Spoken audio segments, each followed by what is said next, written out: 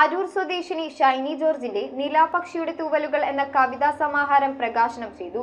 ഗാനരചയിതാവും തിരക്കഥാകൃത്തുമായ സുധാംശുവാണ് പുസ്തകം പ്രകാശനം ചെയ്തത്.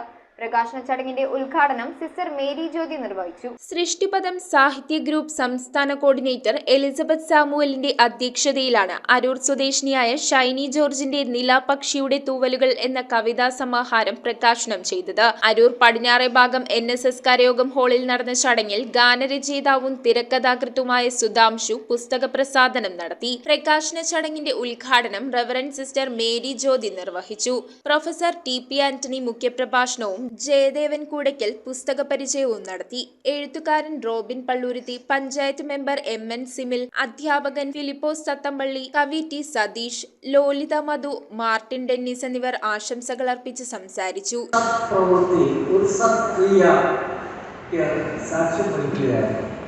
അതായത് ശ്രീമതി ഷൈനി ജോർജിന്റെ രണ്ടാമത്തെ പുസ്തകം, അത് കവിതാ സമാഹാരമാണ്.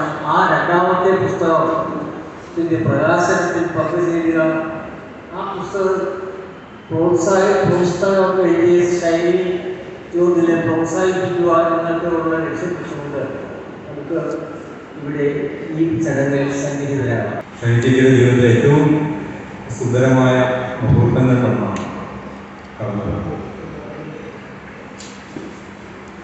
ഏതൊരു എഴുത്തുകാരൻ്റെയും അല്ലെങ്കിൽ എഴുത്തുകാരിയുടെയും സ്വപ്നമാണ് പുസ്തകം.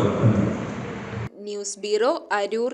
റിങ്ങുകൾ 1 ഗ്രാമിൽ തുടങ്ങുന്ന മാലകൾ, നെക്ലസുകൾ 9,000 രൂപ മുതൽ ഡയമണ്ട് നെക്ലസുകൾ 1 ലക്ഷം മുതൽ ആരംഭിക്കുന്ന വെഡിംഗ് സെറ്റുകൾ, കൂടാതെ നിങ്ങളുടെ പഴയ സ്വർണത്തിന് ഏറ്റവും ഉയർന്ന മൂല്യവും. Maharaja gold and diamonds,